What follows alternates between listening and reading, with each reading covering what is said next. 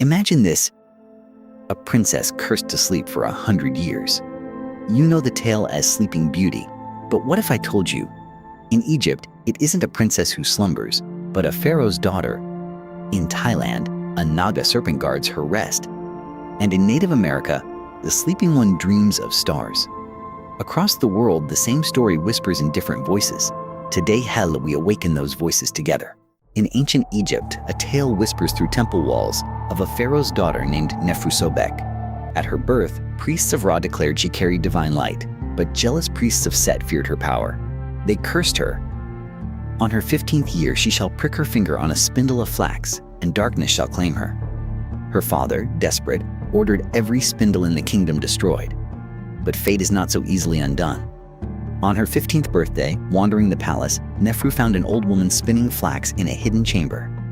She reached out, curious, and pricked her finger.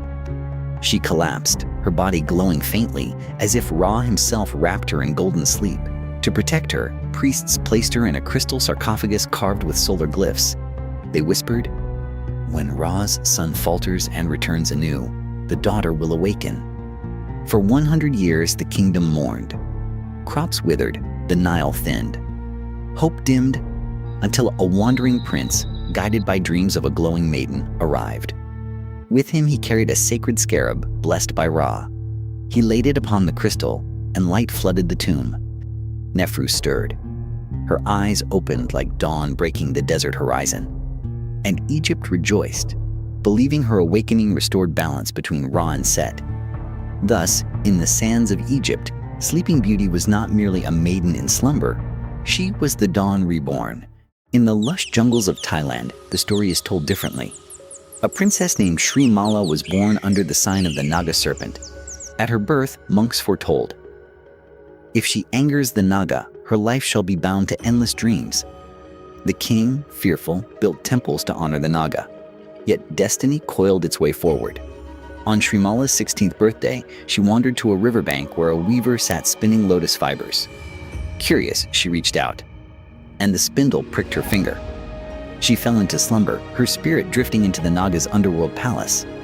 There, jeweled serpents coiled around her, not to harm, but to guard. The Naga king declared, "Until one with a heart as pure as lotus blossoms braves the river of flames, she shall not return." Years turned to centuries. The jungle grew thick around her sleeping form. Villages rose and fell, but still the Naga guarded her. At last, a humble monk, seeking enlightenment, meditated beside her. His heart glowed with compassion. The Naga recognized his purity. The river of flames parted before him. He touched Srimala's forehead with a lotus blossom, and her eyes fluttered open.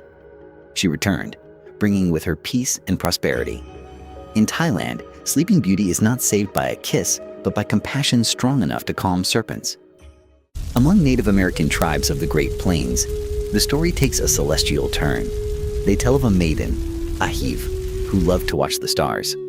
One night, she heard them sing, and a falling star touched her hand. Elders warned, if she touches the sky fire, she will fall into endless dreaming. On her 17th year, during a great council fire, she held the fallen star again. Its light pricked her skin, and she collapsed, eyes closed, lips whispering star songs. Her people built a sacred mound, laying her there with buffalo robes, so she would dream beneath the sky. They believed she wandered among the stars, her spirit bridging earth and sky. Generations passed. The mound grew sacred, grass swaying above it. Many sought her, but none could call her back. Until one night, a young warrior, guided by visions, climbed the mound. He drummed softly, singing to the stars. His song echoed hers. The stars shimmered, and Ahyv awoke, her eyes glowing with constellations. She spoke, "The earth and sky are one. I return not for myself, but for my people." And so, in this version, Sleeping Beauty is not awakened by a prince, but by the heartbeat of her people, carried in song to the stars. From the deserts of Egypt, to the jungles of Thailand, to the star-strewn plains of Native America, Sleeping Beauty changes her face, but not her meaning. Across cultures, she is hope in slumber, light in darkness, dawn after night. And perhaps in every telling she reminds us, sleep is never the end, but a beginning. Which of these tales awakened your imagination? Let us know in the comments. And if you enjoyed this journey, make sure to subscribe and leave a comment down below saying I subscribe, and we will try our best to reply to your comment.